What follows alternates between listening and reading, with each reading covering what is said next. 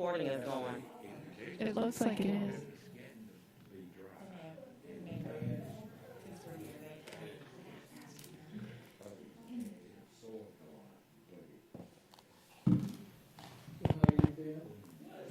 Good morning, everyone. It's a good morning. We have no glass. What's going on? Yeah, love it. We are progressing here. All right. We will call this October 28th Audit Committee meeting to order at 8:02 a.m. And just as a refresher and reminder that when you speak, due to our mask, please just go ahead and state your name before you put the motion on the floor or make any comments, just so we have adequate records for our minutes. All right, we'll go ahead. You've received the agenda. Are there any additions or corrections to the agenda? Hearing none, we'll entertain a motion at this time regarding approval of the agenda as printed. I move that we approve the agenda as printed. Okay, and that's Ms. Hall. All right, second. Deion Hoskins Brown, second. It's been properly moved and seconded. All those in favor say aye. Aye.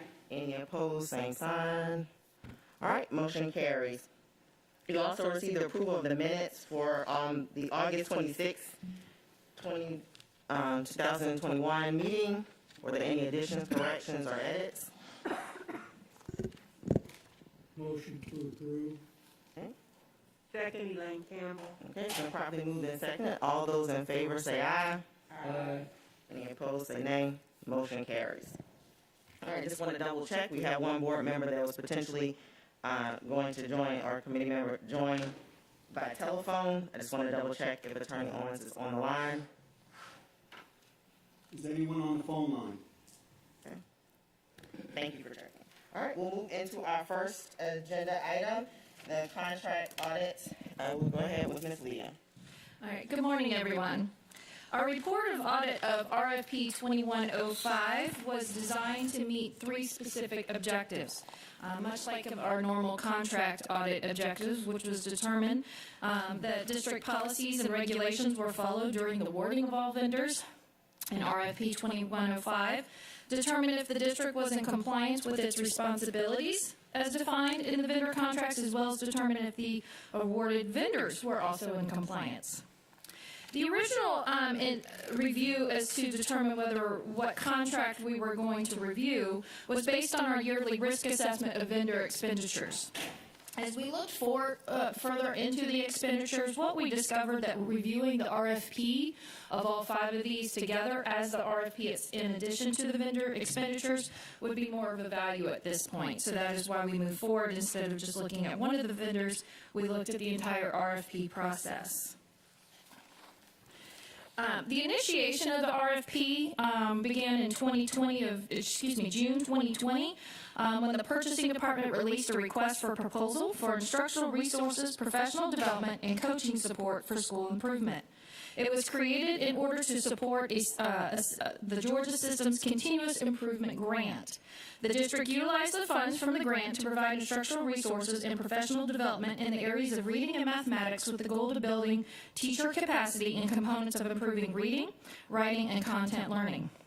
And in September of 2020, the board approved the award of these contracts to 5 vendors with the estimated first cost of $1.1 million. As of September 2021, and we'll go back, and I want to highlight and recognize the areas of compliance. One, all the insurance requirements with all 5 vendors were documented and compliant with contract terms, as well as the purchasing department's RFP evaluation process was documented and completed as required by the state purchasing and district guidelines. And I want to give them really, and I did this personally as well, there was a 3-tier concept with this, so they had a lot of adding to do versus the number of, if you look back, there was 22 original submissions for the RFP, so there was a lot for them to review, and they documented this perfectly, and I really want to highlight their efforts into that process. So our key observation is that the communication to the board for the renewals and ratifications were not an accurate reflection of the district's purchases under RFP 2105. We've tried to, instead of doing it bullet point and paragraph, we tried to put it into a table form so it would be easier to digest a little bit. So on September 9th, that was the awarding of the contracts for $1.1 million. The estimated first cost was totally based on just the SIG grant. There was no reference to the board in this agenda item in connection to the grant. It just referenced the awarding of those contracts, which was correct. But they didn't highlight that the 1.1 was significant to that SIG grant. In January 13, 2021, a ratification based off of that original agenda item was based on increasing the cost from the first request for $778,000, and the CARES Act was used for this purchase. That estimated first cost with this purchase increased it to $1.9 million. So again, in August 11, 2021, renewal of the contracts occurred with the estimated cost of just $282,000.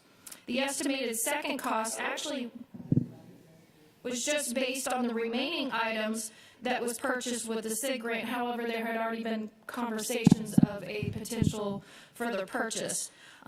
What I want to highlight here on this third observation column is that the total invoice cost was first year was 1.89, like I mentioned before, but the total purchase order amount was $2.1 million. This included items that were purchased using other funding sources and invoices not billed within fiscal 21. And again, in October 6th, this past month, there was a ratification of that August 11th, 2021 renewal for the additional purchase of $1.1 million, which would actually increase the second year estimated cost from $282,000 to $1.4 million. And that additional purchase was funded by the CARES Act, which was documented in that board agenda. However, the date of the renewal was documented incorrectly. The agenda item referenced September 8th, 2021, when it should have been August 11th. So the information provided to the board through the agenda items should be the most accurate representation of the actions by the district when the information is presented to the board. Of course, not only does this provide transparency, but it also provides the financial information for the board to make the proper decisions when it comes to the funding sources and the funding needs of the district. Now, board policy DJE sets the approval levels of when the board needs to approve these and when it needs to come to the board. However, there's no policy or procedure within department guidelines that define how that information to the board should be presented.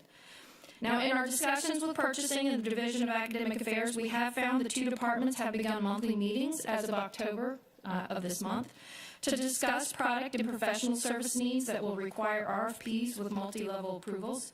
The intent of these meetings is to increase communication between the two departments and reduce the duplication of services by identifying the department needs and the timing of those needs in hopes that we will not have to keep bringing back ratifications, that information can be brought to you in the forefront.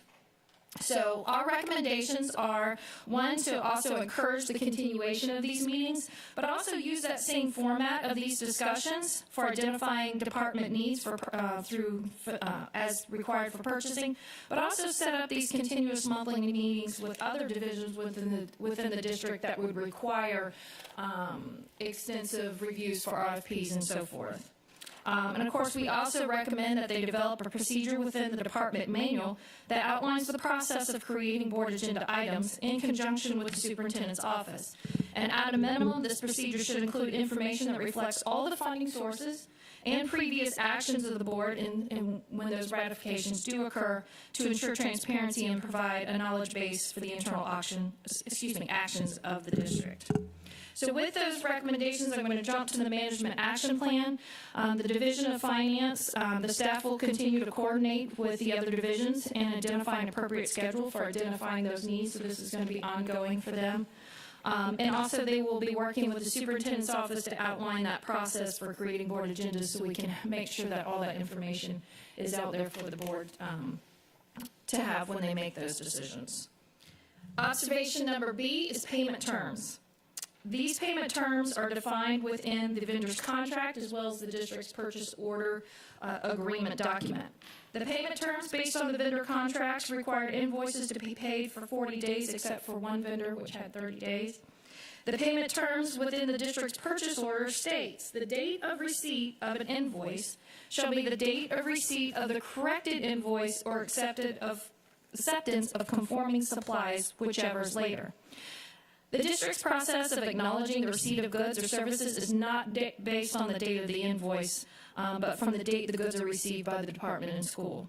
So in our review of the payment term controls outside of, there's a difference between the processes of the district to what our purchase order document says and how we should calculate that. We actually identify it based on, again, how the goods and services are received. And so when we reviewed that data, we found 53% were not paid within 40 days. The greatest disparity of those days occurred between the date of the invoice to the date the goods were received, which could have been due to change of staff. There's multiple variables that can go into that. So with that being said, we recommended in our observation recommendations that they develop a procedure for the end user, because Munis is really great. We can put a lot of notes in there now, contrary to the good old DOS program, Leafs. So with that, we recommend when those things are not able to be entered in a timely fashion within those contract terms, that the receiver, the person who's receiving the stuff and entering it into Munis, will actually make note as to why, because that'll help management know whether it's an employee issue or whether it's a vendor issue, and then that way we can either address it in-house or we can address it with our vendor. We also recommend that Academic Affairs develop a monitoring process over invoices to ensure that payments are made within contract terms for RFP 2105 and any other contracts that are to the extent, because again, we're dealing with 5 vendors under one RFP. And also to perform a review of the language within the payment terms section of the purchase order to ensure that that language reflects our current practices or adjust our procedures to ensure compliance with the current language within that purchase order document. So within the management action plan, Academic Affairs is monitoring or is creating a monitoring process for those invoices and payments as they've been developed under RFP 2105 and other contracts. They will have a monthly review of those purchase orders, which includes not only district oversight but also a follow-up. As it comes to those 2 other recommendations, finance staff agrees with the recommendation, and they will be working with the legal team to update the purchase order language. And with the adding the procedure to the Munis training, staff agrees with that recommendation, and they will update the Munis training guide as well. Does anybody have any questions? Yes, Ms. Moore. Connie Hall. At one point, we were known in the street as being very sluggish in making our bill payments. I want to make sure I understand this. If I'm at Johnson High School and I'm receiving copy paper, and I get it within the 40 days that the invoice states, then we pay the vendor. If I don't get it within that 40 days, what happens? And if I do get it, I should document and get it to you or whomever that I have it, so the vendor can be paid. Right. The process occurs is that we try to encourage all our vendors to send all our invoices directly to accounts payable and not to the school site, because that was part of the problem previously.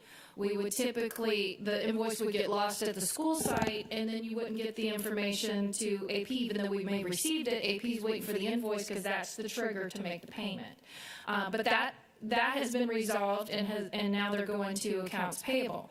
What sometimes happens is that sometimes the vendor doesn't invoice us until after we receive it, till they ship it, but then sometimes some vendors go ahead and invoice us even before they ship it.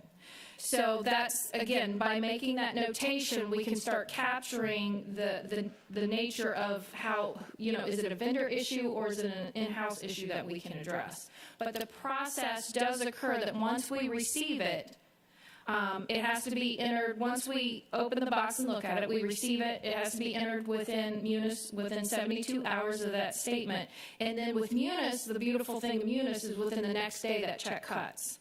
So the timing of that invoice typically is already sitting in accounts payable unless the vendors decide to send the invoice when they ship it. And so I'm the teacher waiting for my copy paper.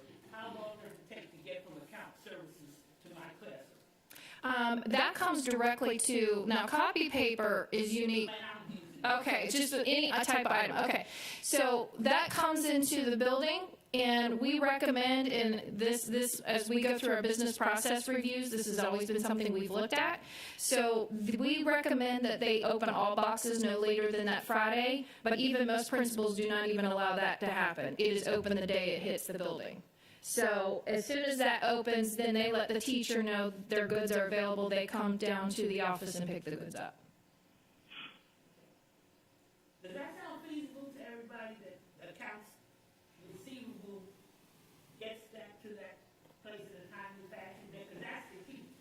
If it gets there in a timely fashion, that's great. If it sits at accounts payable for 20 days, then it's not. Well, the stuff never goes to accounts payable. The items get shipped directly to us, and right, and then the invoice gets shipped to accounts payable. Usually those are two different transactions. The shipment of the items goes to the school site or the department, and then the invoice will go to accounts payable.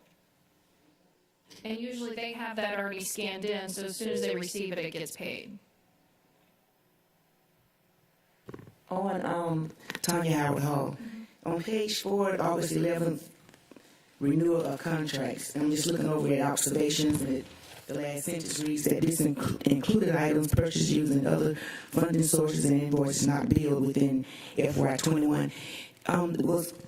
Could you explain the process of that? Were there budget transfers involved, or were there JVs involved? No, there was none of that. What was happening, just like any time an RFP does occur within the district, that is put in what we call our ABC book for master agreements. So people, if they're looking for something, they can go out there and they can see that list and they can pull from it. So what was happening is when the information was provided as the estimated cost, they were not including, kind of like thinking, hey, maybe other people might want to pull from this and add that amount of money. So what was happening is you had Title I, saw these resources and wanted to use these for some of their schools, and they were using it just as the protocol required, is allowed for purchasing items when a master agreement is available for everyone to choose from. Because when you do an RFP like this, it's not specific. It's not like nobody else is denied and only these people can use it. And so that's what was happening. That's why it's very important to have those conversations, as well as having those reviews of the monthly invoices that are going on underneath that are marked with RFP, in this case 2105, so they can see who else is using them and understand what their estimated cost is. Okay. Anyone else? Any questions, comments? Yeah, sure.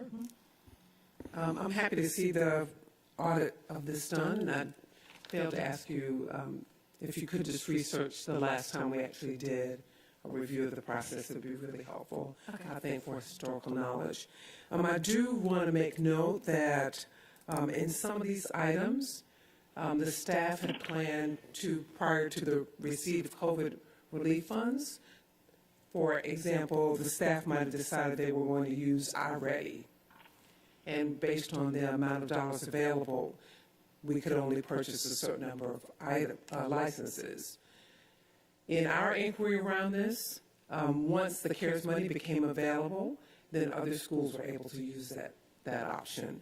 So I think for us, what will be important when we put the board agenda together is under those circumstances when, like under CARES Act or American Rescue, if indeed we are able to purchase additional items that may have been approved previously, as in the last agenda, we will make note that based on the acquisition of additional dollars, then other schools were able then to make that purchase. Now, I will just say to you, purchasing is very clear when we come back and make additional purchases, and if it exceeds the amount that we have to adhere to, they will make a note, and will sometimes have a conversation with you about what it triggers in terms of board action. So I want to make sure that we point out that purchasing officials have been really cognizant of that. But I do also want to make note on the record that many of these that you pointed out were due to the influx or the receipt of additional funds to meet schools' needs. but we will adjust our reporting so that those particular circumstances are noted in the board agenda. Thank you. Ms. Do you feel it's a good idea that the academic affairs committee and the purchase people meet? You think this monthly thing is a good idea? Well, I think it's a good idea. We've had lots of meetings. There have been lots of meetings going on for regular times, during regular times, but I think having this standing meeting will make it helpful. Purchasing is very willing to meet with any department regarding concerns, but it's often because of concerns that those meetings occur, so I think standing meetings will help. And I do want to point out that most of the items, as Dr. Levesque mentioned, most of the items that are contracts like this originate on academic affairs side. Most of them are software, and as you all know, software changes almost every year. So 2 or 3 times a year, they're finding something new, and that they can use in the classrooms and in the schools.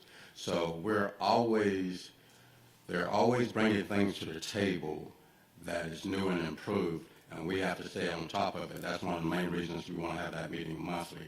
And another reason we changed the way we do contracts, that, okay, when we do a contract for something, it's kind of an open contract, so we can extend the contract to additional licenses or additional school sites. So that's something we've improved upon.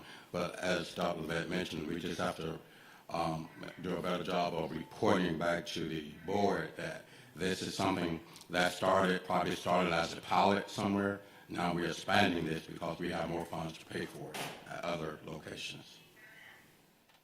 And that was Mr. Larry Jackson speaking. Any other comments, questions? All right, entertain a motion to approve.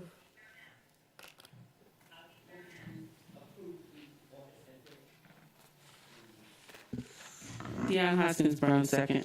Okay, all right. It's been properly moved and seconded. All those in favor say aye. Aye. Any opposed say nay. Any opposed say nay. The motion carries. Just for the record, will you please identify yourself that's on the telephone line? It's Wendy. Okay, Wendy Owens now called in to the meeting, okay? All right, moving to our next agenda item, the summary of audits report. All right, for a summary of audits, in the past we called it the summary of report on audits, so we've changed it up a bit. This makes more sense to us, the summary of audits, because it's a summary of all audits that have occurred within the district, both internally and externally. What I want to capture here this year, of course, due to COVID, the number of those type of reviews did not occur as much. So, but there were some that still continued. So I'd like to highlight on the first page of summary. You should have these columns. It's called the external internal review summary of audits. And it should have like blue and green and yellow on it. What I want to highlight here is there's a lot of audits that we had that had no findings, and that would include the Title 1A, Parent and Family Engagement. We had no findings for them. The Education, Title 1, Education for Homeless Children, again, no findings. Title 1, Neglected and Delinquent, they had no findings. The Notice to Parents, School Improvement, and the 21st Century Learning Centers, those reviews had no findings as well. And of course, I'd like to highlight again, I believe this is for the second year, East Bluffs, our East Bluffs financial audit had no findings as well. And then also the Savannah High CCA lab had no findings. So other than that, everybody's on board. You see more green, which means they're already working hard and completing those recommendation requirements as needed from both the external and the internal audits. If you go to the next page, it's the business process reviews. If you remember, we allowed principals to choose whether we would have the audit last year or whether would like for us to push it into this year. Many of them wanted to push it into this year, so we are bringing to you about 33 schools the next time we meet. We are still in schools doing these audits. There's plenty of them. But those here, the ones highlighted, are the ones we did attend to. As you can see, purchase cards and purchasing accounts payable had some of the higher error rates. And what I want to point out here, you'll probably see a major difference between these two, because these, when we reviewed those, were based off of the old system. The new system is very different in the sense of documentation control, as well as the requirements that are needed before approval could even be done. So we expect some major changes, by the way, in these two areas. But I just want to let you know that the controls that we're looking at will be the same, but the method in which the approvals are made will change, so we hopefully will see a change in that. Does anybody have any questions on that summary report? I'm not going to go into the meat of everything, but that gives you a breakdown of the way it's set up. If it doesn't say completed, it says in progress. Usually there's a note as to saying what they're working on or what it's moving forward in order to get that resolved. So if you have any interest of what's in the table of contents, you can move forward through the report and identify those areas. Questions, comments? Tanya, how I just like to say congratulations to Title I for that silky clean report. That's awesome, because we're always, when we're still working, but there's always audits going on, especially at the state level and the federal level. So that's awesome news.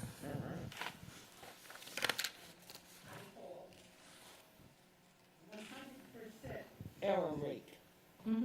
What? That sounds like something that occurred because of one particular problem or something that can be easily adjusted. It can't be that,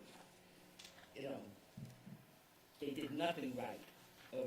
Can you explain that, how you would get a 100% error rate? Nothing was right, yes. So when we have a 100% error rate, they either did everything wrong in one particular area. And with purchase cards, we tend to see this a little more often, so, and I'll highlight the Butler in a second. But with the purchase cards, the purchase card training occurs mainly, again, before Munis, let me add in here.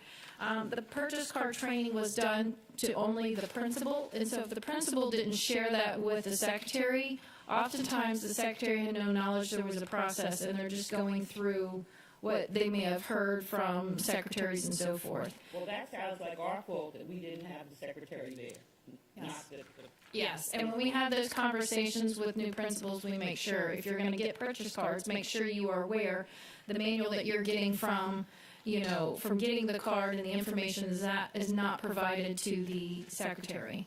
Now, with the Munis training, because before the reconciliation of purchase cards was done outside of the financial system, but now with Munis, it's done within.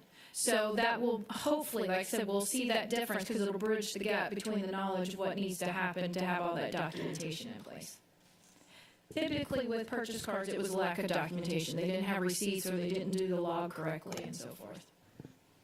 Can you clarify when you say 100% error rate? That's 100% of the tested items. Yes.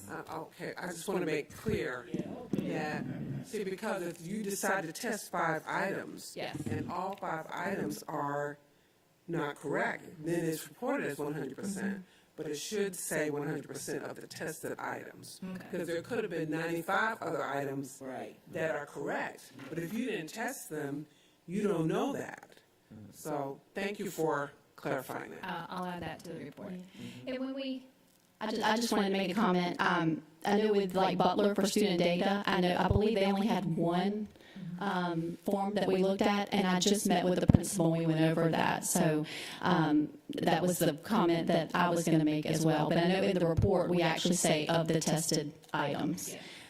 when we present the report to you, the summary of, this business process review report, that is where we go in and explain how many we looked at, and you would be able to see in the individual reports how many we looked at versus the universe to what we pull from. Can I ask this? If the person doing the work is not the principal, is there some reason but that person is not included, you continue to say you met with the principal. And I understand that the principal needs to be met with, but it seems like the person doing the work should be the one getting the training rather than waiting for me as the principal to tell the secretary that, do you see what I'm saying? Why isn't the person who does the work trained by you? Just like we can't tell management what to do, that would impair our independence. So we can only let management know. We can only let management know what needs to be done. Now, we do have conversations when we're on site. You know, this is where your weakness is. We do have one-on-one with the individuals because they're always like, what'd you find, Leanne? What'd you find, Tiffany? What'd you find? You know, so we have those conversations, and we usually say, and really what we tell the principals, you know, these errors would occur if they had organization, you know, they need organization skills, or sometimes if they have all the best organizations, but they don't understand the controls. So it usually goes two ways. They either know the controls, but they're so disorganized in their work, it's not connected and documentation gets lost or incomplete documentation occurs. But those conversations we have both with the individual as well as the principal. Deion Hoskins Brown. I'm thinking, Ms. Hall, this because internal audit, and so I recognize your answer being what that is, but looking at it in this other way, internal audit is an extension of the board, and in the same way that we can't engage and do direct hands-on training with staff or identify and say, hey, we think you ought to do this, it is the same with them. So in that we go to the superintendent and say, this is what needs to be addressed, and then she actualizes it. They do that with the principal because of the line of command, because they're not really they're a district office, but they're really a board extension within the district office. And this actually leads in perfectly to the informational item at the end when we talk about the three-line model. So we'll reiterate that a little bit later. So I you can just clarify always that. want us to look at our inefficiencies and see if we can be creative and get to the root of things. If I'm responsible for something, I want to know what I'm responsible for so that I can do my best. And if you can't talk to me because of policies and that kind of thing, then I want some efficient way that that principal has the time and understanding herself or himself to teach me so that I don't end up with a 100% error. I just want to point out that what this indicates is a change in the training. Because my office has a purchasing card for which I'm responsible, but Michelle Hodges is the person who uses it most. So I received the training, but also Michelle received the training because she's the actual person who uses That's what I was saying, Dr. Lubet. So what it means is that we need to look at how we are training our people. It's a really good observation that we need to be consistent. So if Connie Hall is the person who's actually going to use it, I'm the principal, I need the training, but Connie also needs the training. And that's a change.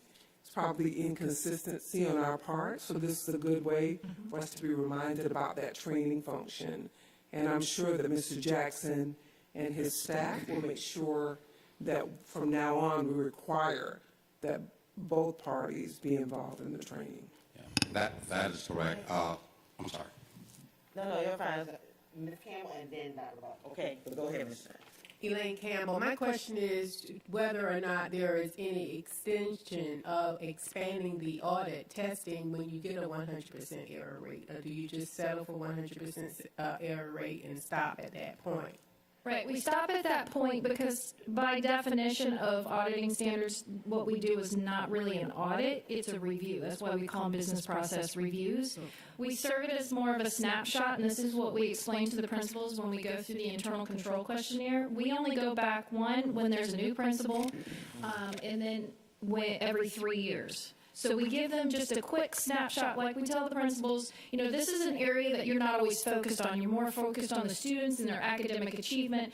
You're expecting these areas to run proficiently. So we're just giving them a surface level snapshot of what's going on. And so being it's just a review and not a full-blown audit, we don't exceed to that. Now, we do follow up. We will come back next year. With student data this year, we didn't look at student data because COVID was last year, and so student data was unique underneath COVID. So we didn't look at student data, but purchase cards we've looked at. And I can tell you there's so much more improvement with purchase cards this year. And you'll see that in that next report that we bring to you. Remember, all of this occurred in the previous year, in the what we call the COVID year, but the previous school year. So with that being said, we just stop at that point because if there's any errors, we're going to come back and look at it anyways, and we will continue to come back. I will highlight, and I'll highlight again when I give you the report, the previous error rate was 20% or more that would initiate the high error rate. We've actually bumped it down to 10% because now the training, going back to the training statement, the training has increased and it's more rigorous in the information that's provided and more one-on-one. Plus, there's also, if you need a refresher, the individual doesn't have to go to a building now. They can just go online and it's right there. So it's reinforcing, potentially at any point. So with that, we're lowering the error rate because there should be no reason why these secretaries and other staff are not getting that required training that they need. Okay. Dr. Buck and then Mr. Jackson. Excuse me. I happen, because of another job I have, to have just been the subject of a financial review, just like y'all are doing with these folks. And for me, it was relatively easy because I'm one person and I do all the credit cards, I do everything else. I think we need to always remember this is wonderful that we get this information, but stop and realize that how many sites we have, how many principal turnovers we have, and in an office, how many secretarial jobs turn over from in a year's time. And so it's going to always be a moving target. I hope that our process that the superintendent comes up with is the best allowing for all of that, but it is hard to stop the business, in my opinion, going on in a school building one day just because somebody changed seats and do all the training and get them back to normal. So to me, I agree with what you're doing, but just keep going back and help us try to make the system, superintendent make the system better all the time. Mm-hmm. And like I said, I think you'll see those changes with Munis because the Munis training is so vastly different than the Good. previous lease training. Good. Mr. Jackson. Larry Jackson, I was going to say the same thing Leah just mentioned. With Munis, it puts a lot of the work on the secretary, where the secretary is involved in that reconciliation process. Prior to Munis, the principals received a purchasing card, they received a contract that they had to sign off on, and it was their responsibility to work with their staff to do the reconciliation, but it was all by paper. With Munis, there's training just for the secretaries on how to do the reconciliations, and the principals have to approve it. One of the things I think that's left to change in that process is when we issue the cards and issue that contract, that the principal and the secretary sign off, knowing they both have responsibilities of doing that reconciliation monthly. But the process, as she mentioned, the process has improved tremendously since the implementation of Munis. So with the request regarding the training information and the high turnover, so that's how I was thinking that the high turnover and that issue, are there any goals or thoughts of how to then come in and ensure that additional training is done when a new hire comes in? How's that gonna, if it's happening in the middle? Yes, Larry Jackson again. On finance staff, whenever we get new staff, we make sure that the training is available. Most of the time we have staff that actually go out to the school site and sit there with the secretary in a comfortable environment, and they can sit there on their computer and get the training. But we try to make sure, especially when there's a new secretary, because they're way behind and they're trying to do a million other things along with doing Munis and reconciliations. So we try to send staff out to the school sites to sit with them. Okay.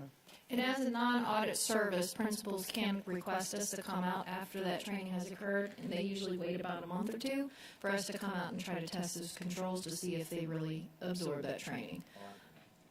We offer that to them. Great. Dr. Levesque, do you think an overview of munis is something the board needs to understand? Is there any reason that we need to understand that? I don't think you would want one. No, we're really happy to be rid of the green screen, and thanks to you, we were able to do that between Mr. Feliciano, Mr. Jackson, and Mr. Ray. We've been able to implement it and have seen great improvements. Lots of controls built in, but certainly, I mean, if you want a specific overview, I think they'll be happy to provide it. No, I don't think you want it, that's all. It sounds good just to go out and say, oh, yes, we have munis. I don't know what that means, but we have. Tanya Howard Hall, I'd just like to just ask, are we training our assistant principals along with the principals and these different positions or the knowledge of everything? Because when the assistant principal one day becomes a principal, they have some type of idea of what to do. So I don't know if we're doing it, maybe some schools are or whatever, but it'd be great to include a lot of the assistant principals in the training so they'll be more equipped and prepared in the event they become a principal. I can say in the internal control questionnaire that we do, it's usually a 2-hour process, and we go through each section. We'll go through payroll, purchasing, basically all those areas that we bring to you in those business process reviews, the nurses. And this year we did add the Board of Education Police Department. We've added those areas, and we talk through most of the questions we have in there are ones principal said, listen, I've sat in that seat and I didn't know that. Ask them that question, and this is where you can find that information. So I work with them in that way, and I can say in the time period I've been here, it has improved greatly where those principals are saying, can we schedule this where my AP can be here with me? So yeah, I can say there's a difference from that, but I would have to, allow management to speak otherwise on that. Deanna Haskins Brown, I was just wondering, are those recorded so that those who want to have it can have it kind of on their own time or during their professional development time? What, the internal control questionnaire? The training that you're talking about, the 2-hour. Oh, the 2-hour thing is the internal control question. Oh, okay. Yeah, that's not, because that's really more conversational based, because a lot of times a scenario will this happen? Is this what you're talking about? It's more of application.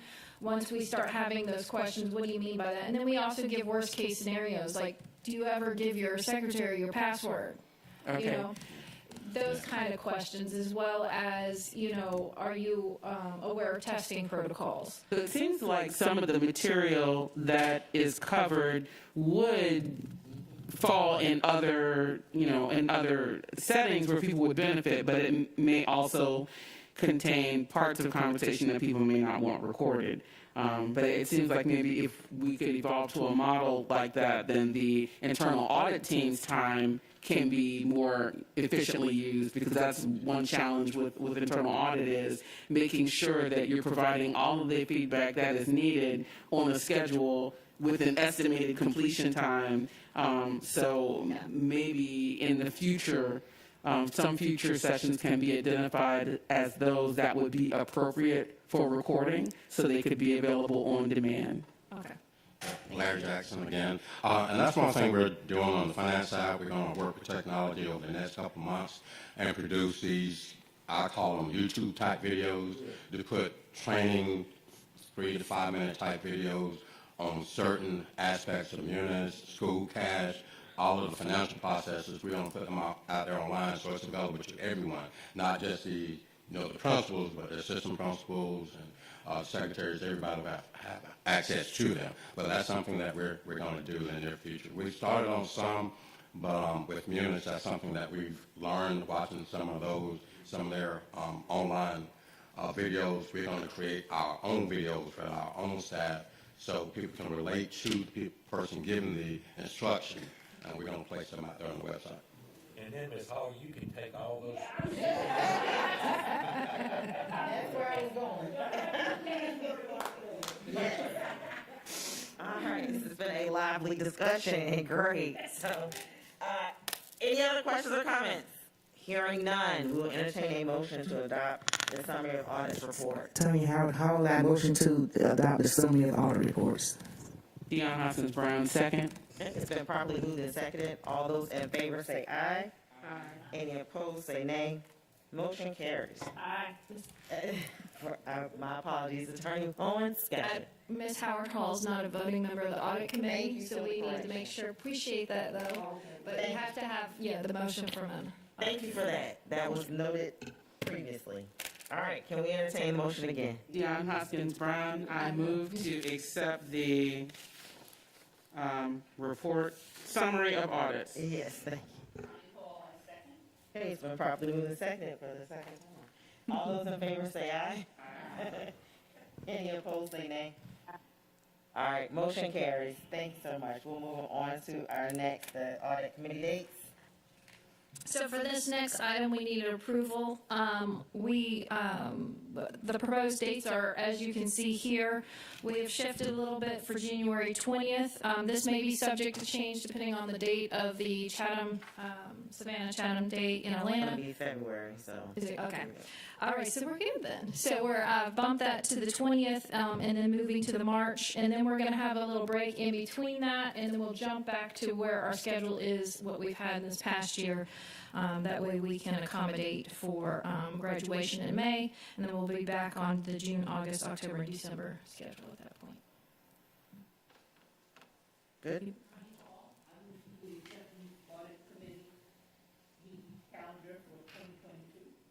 Elaine Campbell, second. Okay, it's been properly moved and seconded. All those in favor say aye. Any opposed say nay. Motion carries. On to informational items, Q1 work status report, and to follow that, the Institute of Internal Auditors, 3-line modules will go in that order. And go ahead, we do not need to vote on them, so flow right through them. So these are the informational items we're bringing this month. The first part is the status report. Q1 is complete. It went really quick. It's hard to believe it's almost Christmas. So we want to just highlight here, there was more, there have been more non-audit amount than expected than audit. And really where that kind of came from is the policy. We've been working really hard with the superintendent's office and getting that policy, the 4-year policy review up to date and moving. We're trying to build a good machine where we can get that up to date. The other administrative duties, again, Cheryl is still in what I call her training year, is what we call it. So she's still learning some processes and working through that. That's summary of audit reports as well as a pretty huge audit report. And that was the first one she really did a lot of work on. As well as the ethics hotline, there has been some more coming in that area. But other than that, audits were pretty much on task. You got the contract audit, that is resolved. The school psychologist audit will come to you in the next meeting, as well as hopefully by that time we will have started the transportation parts inventory audit, and we will have that to you within Q2 as well. Does anybody have any questions concerning the status? All right, so as part of our risk assessment that we had discussed previously, there was some concerns with, the information of just internal audits to where we are with the district. And so we thought we'd start the basics. Level 1, how do we sit within the organization? What you have here is from the Institute of Internal Auditors Public Sector Audit Center. This is a best practice model. Okay, and we are within that best practice model. So if you look on the one that says 3 lines model, the governing body would be our board. That would be our board. And then the management, of course, would be the district. And then as internal audit, we are on the side. When it says external assurance providers, that's not the audit committee, that's our external auditors. Where audit committee sits with that is kind of a line outside of that. So that audit committee, as you can see on our district website in the district org chart, you will see that we are off to the side, but then with a line to management, but then also a line to the governing body. So our district organization chart reflect that. And it's still reflected here, but what it highlights here is where you can see those relationships. I like to call those the relationship arrows. So for instance, the governing body's roles is really about integrity, leadership, and transparency for our taxpayers. An organizational oversight of accountability. And that relationship with the district is based off of delegation, direction, resources, and oversight, like I just said. And the relationship on the other side to management, to the board, is accountability and reporting. Whereas internal audit, how we function is we worked collectively with those two bodies. One, we make sure that with management, we work on them to make sure that those risks are aligned. Of course, constant communication, collaboration, and coordination when it comes to key risks, identifying those risks, trying to work through any concerns that they have as a resource. To make sure operations are running effectively and efficiently, reporting is accurate and reliable, we're safeguarding our assets, and they're following the rules, boards, and policies and regulations. That's where we work hand in hand with them. But we also have to report that information, which is what we did today. We have to report that information, but like I said, what we do is we report it through an audit committee, which again, you are, not all of y'all are with the board, y'all are outside stakeholders who we report to, but then that information gets reported back into the board so that all board members are aware of that information that is occurring with the audit committee, as well as it being videoed as for the public to see. So we're very transparent in that manner.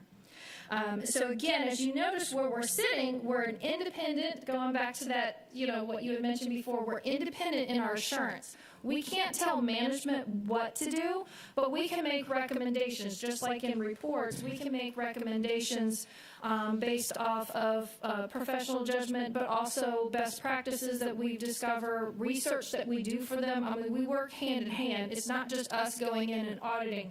Our key goal as internal auditors is to make sure those risks are captured and taken care of before it goes out to the public or before the external auditors come in and see something. So we're an independent reviewer, but we're also a team player. Does anybody have any questions on that? All right, and then the next thing is the roles on the back. You can kind of see that kind of corresponds with some of the information in the models. So if you look at it from this standpoint, the governing body roles, again, is accountability through purpose, direction, and transparency, right? We just approved our strategic goals and objectives, right? So that is our purpose and our direction. The superintendent, as management, is supposed to create those strategies to make sure we meet those priority goals. And that's where management comes in. They have to apply those resources to make those strategies work and also to manage the risk. Those things might pop up that might not allow us to meet those goals that has been set forth. So how does internal audit play a role? Again, we're interacting with all three in the sense that we're an independent advice and assurance of both the board and the district, in making sure there's assurance of compliance risk, making sure oversight is happening, what it needs to be in those processes. As you can say, basically all matters, and I really like the language in here where it says all matters related to the achievement of objectives. That's really what we're trying to do. We're trying to add value back to the district to make sure that we are identifying those key risks, making sure ethics, we're a highly ethical and responsible organization, to make sure that those objectives that have been established through the superintendent strategies are working efficiently and effectively. Yes. Connie Hall. Everyone in this room except board members and outsiders can be hired or fired by the superintendent. Who do you report to?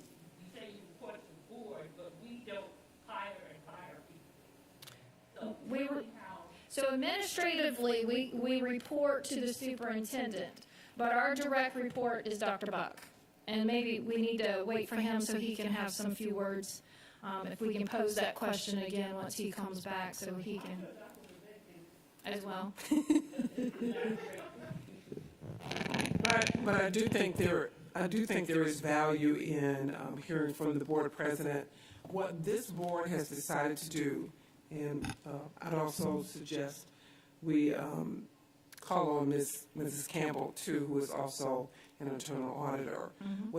The way this board operates is that the internal audit team reports directly to the board, probably to ensure that there is no reporting function to the administration. So frankly, we don't have any control on what they do. They talk with us, we collaborate. If there is a concern that we have about a process, then certainly we're able to negotiate that. Often it's a matter of education.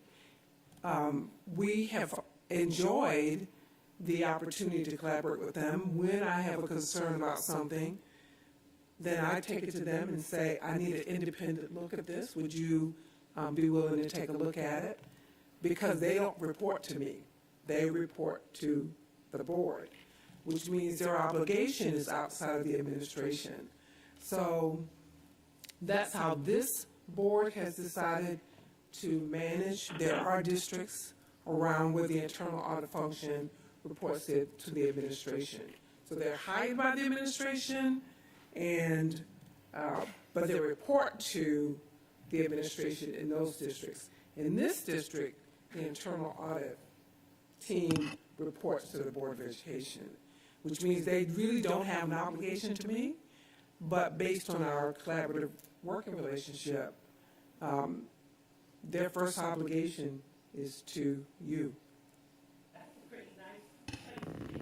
And that is best practice. I mean, from what we call the yellow book, which is the public sector, and then the red book, which is through the framework. The best practice is that you have, one, an audit committee like we do, as well as making sure you have the internal audit department placed, and Elaine Campbell, if you'd like to speak more about that, as well, is that we're placed independently, not directly underneath a district in, management, but more of reporting directly to an oversight governing body. Dr. Hoskins-Brown. Deion Hoskins-Brown. Dr. Buck, we're happy you have returned because there were questions for you in your absence. And no, I would like to clarify some of the vernacular that we're using around the function of the committee, and also return the invitation to Dr. Buck to respond. So the question was, who does internal audit report to, the board or to the superintendent? And I think that we are using the word report, and there's two different definitions of how that would be used, and I want to clarify my understanding. The report, that is the provision of information for us to consume and make decisions about, comes from internal audit to this committee. That report, that information is not vetted through the superintendent or through the administration, so it's received in an objective way. Reporting meaning who evaluates the performance, who evaluates and supervises the office, I think is the other report. And my understanding is that the office is supervised by the superintendent.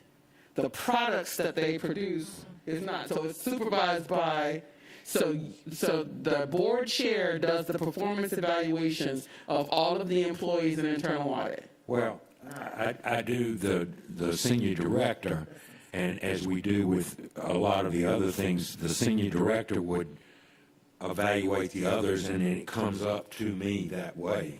Okay. I don't evaluate the employees for their day-to-day work. The senior director does that, but then I must approve it or disapprove it. Okay, so that's helpful. So the board chair evaluates the senior director of internal audit.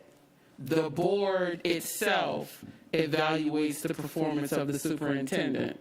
The information coming from internal audit goes directly to the audit committee. Mm-hmm. Okay. Go ahead. Yeah, thanks for the opportunity, Kurt Hedger.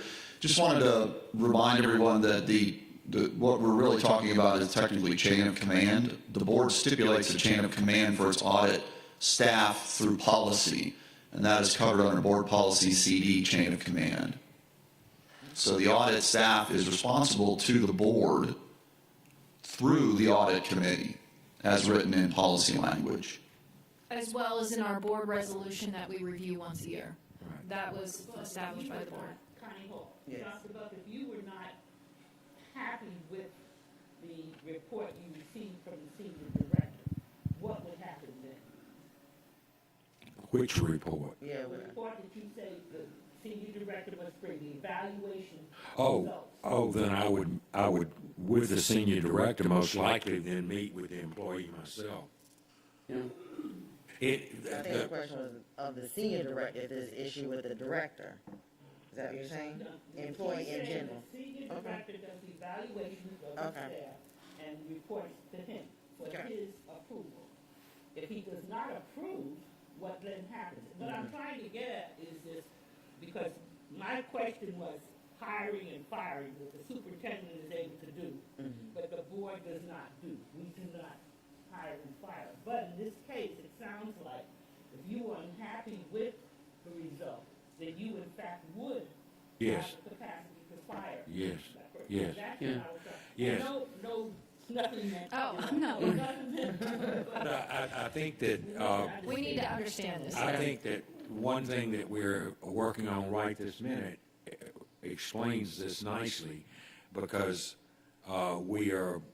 we have some of you chosen as a selection committee or a search committee, if you will, for the new senior director.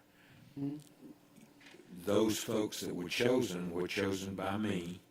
Some are on this board, some are not. But I also asked the superintendent to be one of the readers of all the resumes and the interviews and all that, so that she could give me her opinion on that. We then make that decision, and we will be the ones recommending. She will not be the one recommending, although she will have had input. I would assume that if there was not the same kind of relationship that we have, that might not always be the case.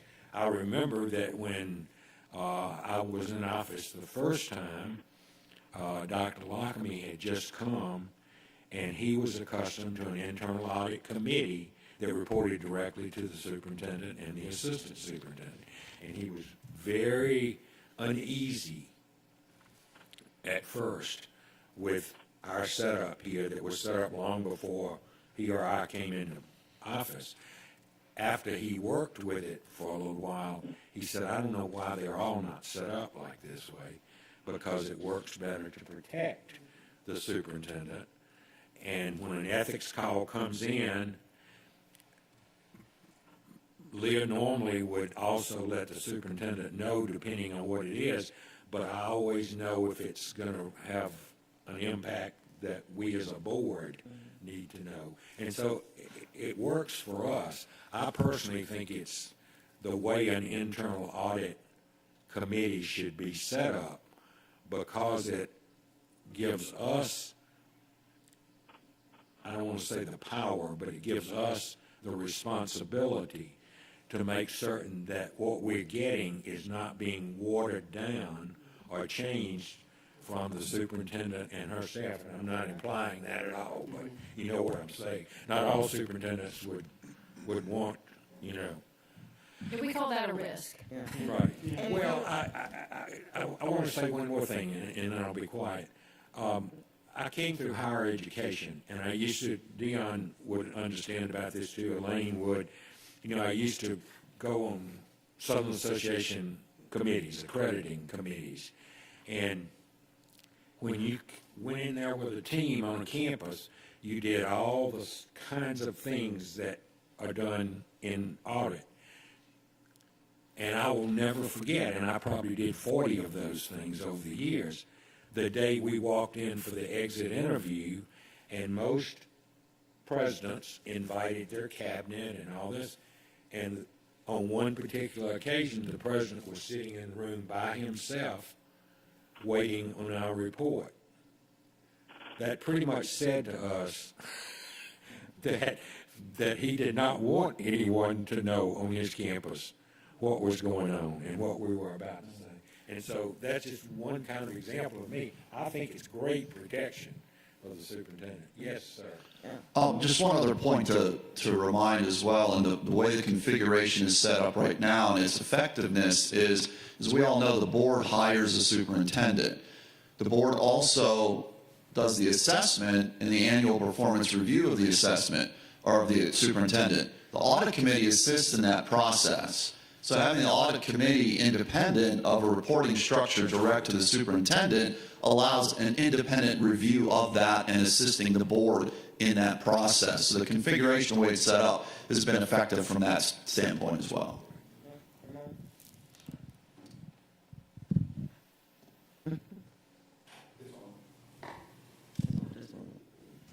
I just wanted to make sure I think where I'm going, where Ms. Hall was thinking. Under Georgia law, only the superintendent can hire and fire. Right. So the way we have it set up here is not following the consistent process that you may see with other districts. But there was an agreement, an arrangement that was made in this district years ago, and that's the thought process that we follow. So it falls outside, so Ms. Hall, you're right about the Georgia law and how it's done, but we do it a little bit internally, a little bit differently because of the relationship between the superintendent and the board.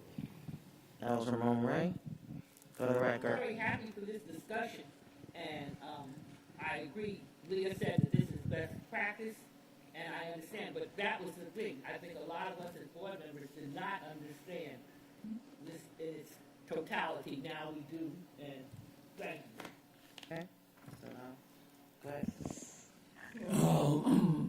Larry Lauer. This discussion we should have had a while back, and I'd like to probably clarify something. We say that the audit committee is reporting to the board. The chairman of the board represents the board. But any decisions that the chairman has made, maybe I misconstrued the statement that said that, yeah, and Ms. Hall mentioned the fact that if the chairman disapproved of the operations or the director of the audit, that they could take individual action against that particular person. And I think that action has to be, or it needs to be clarified, that action of the chairman of the board has to have the consensus of the board itself. Sure. The individual, the chairman, can't do nothing by himself to the audit committee. And we had this situation previously, a couple years ago, where the audit committee person was given a reprimand. But that reprimand never was ran through the board. It was given by the chairman individually. So we're not talking about Dr. Buck. But I want that clarified, that any decision made to the audit committee, which the audit department reports to the board, and it's the board as a whole that makes the decision as to what they want to do with the audit committee. And that is exactly why the audit committee is one of the standing committees of the board. And each year we ask board members, I ask board members, I'm the one who assigns committee membership, what committees you'd like to be on, so. And that was the note that I was going to make. If you notice in the uniqueness that there are several board members that are on the committee. And so whether they're voting or not, they're receiving the information now too. And so if it was just the board chair on here, then you would be left with whether that information would be translated, so. I think just to add on to this informational item, after this meeting, I will include the board policies that Kurt had made reference to, as well as the board resolution that came into play before your tenure. It was 1991 when this initially was created. So I will, and we review that each year. So if you want to, since it's fresh in our minds, make notes of that so that when we bring it for our yearly review, we can look at that. All right, I know. You know I'm ready. I heard you, Dr. Buck. Dr. Buck said, let's dismiss. Okay. If there's no further questions or concerns, none, we're going to stand adjourned at 9:11 a.m. Thank you. Thank you. I didn't. Thank you.